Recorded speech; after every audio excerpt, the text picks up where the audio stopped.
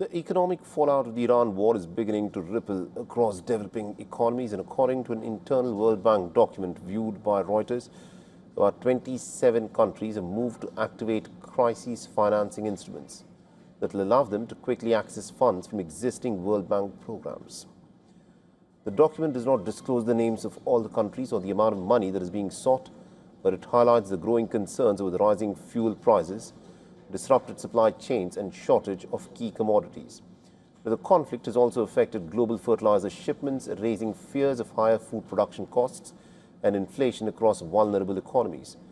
The officials in Kenya and Iraq have already confirmed that they are seeking rapid financial assistance from the World Bank, and Kenya is dealing with the impact of higher fuel prices, while Iraq is facing a sharp drop in oil revenues linked to global market disruptions.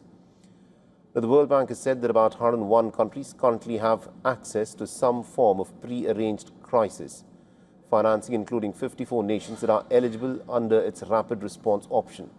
And that mechanism allows countries to access up to 10% of undisbursed World Bank financing during emergencies. The World Bank President Ajay Bagga recently said that the lenders' crisis toolkit could unlock between $20 to $25 billion in immediate support, with the potential to scale up to nearly $100 billion over time. Now, the International Monetary Fund had earlier estimated that up to a dozen countries could seek anywhere from $20 to $50 billion in near-term support. However, officials have said that many governments remain in a wait-and-see mode as uncertainty around the conflict continues, and analysts have also noted that several countries appear more willing to approach the World Bank instead of the IMF, largely because the IMF lending programs are often tied to austerity measures. The economists have warned that such conditions could in fact intensify social and political tensions in the already fragile economies.